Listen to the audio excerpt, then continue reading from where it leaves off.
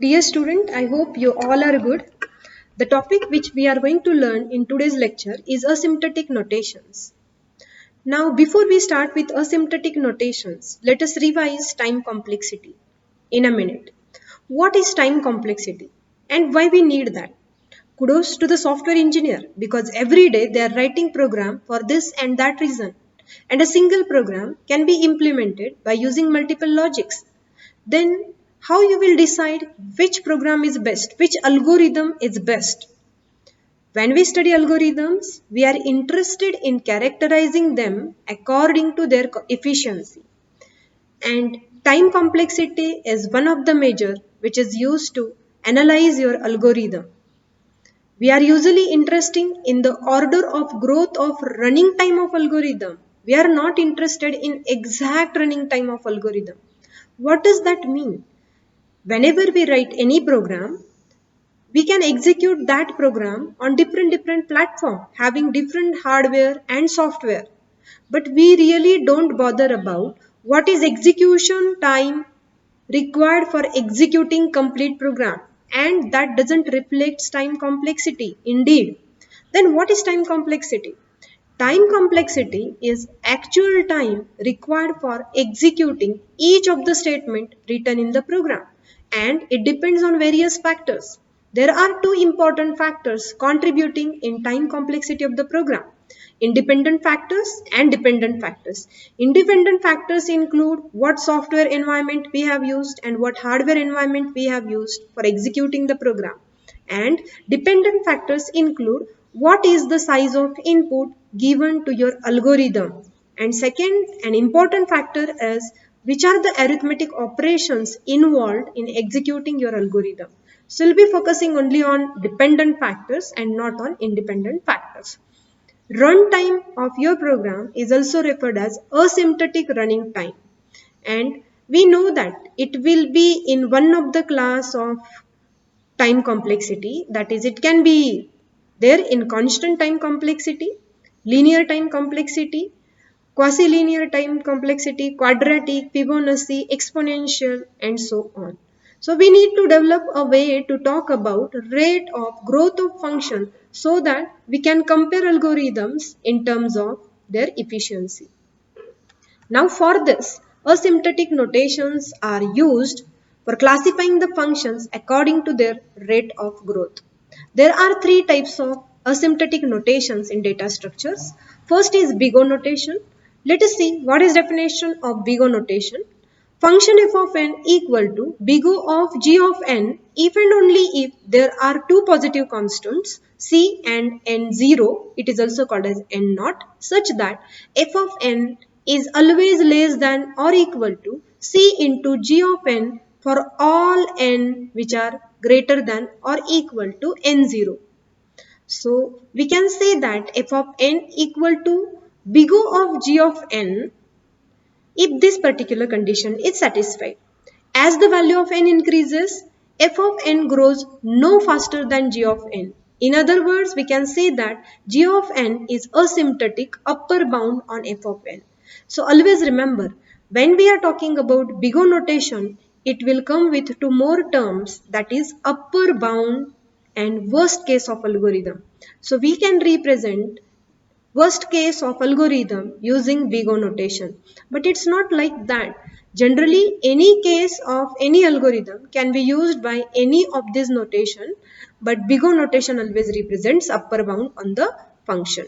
Same thing we can represent using a graph. Here we can see that the function f of n is shown by this line, and then we have c into g of n which is representing upper bound on the function.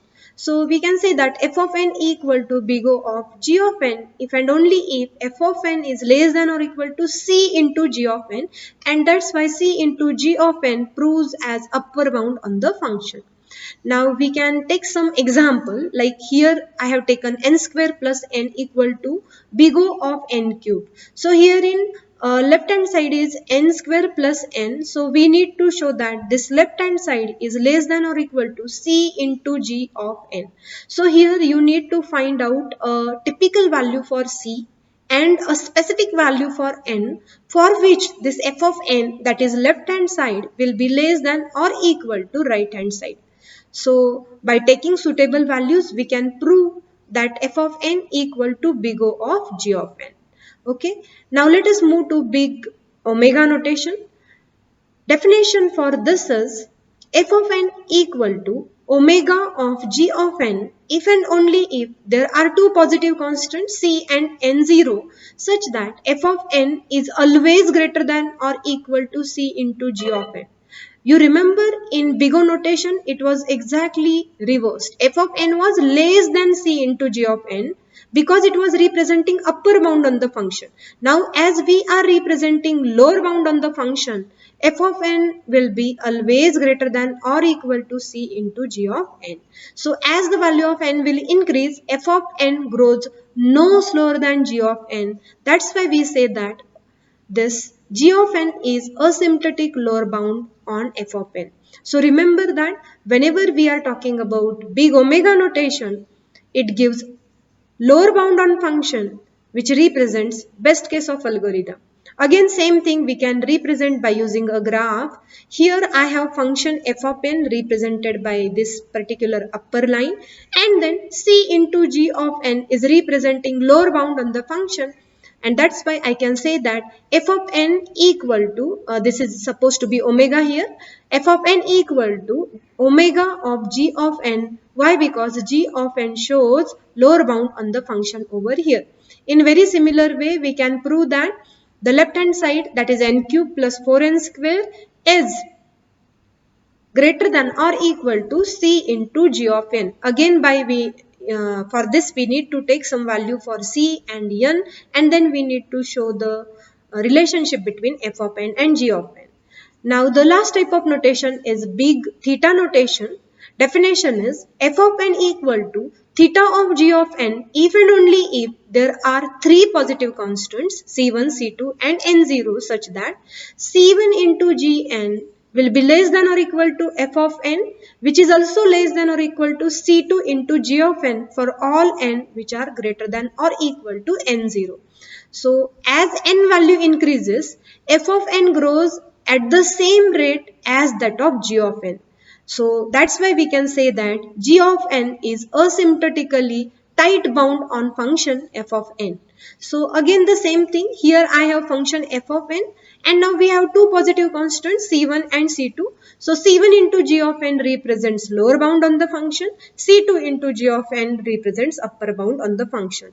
Again by taking some suitable example, we can put values for c and n, and then we can prove that value of c1 into g of n is less than or equal to f of n is also less than or equal to g of n for all the n values which are greater than or equal to n0.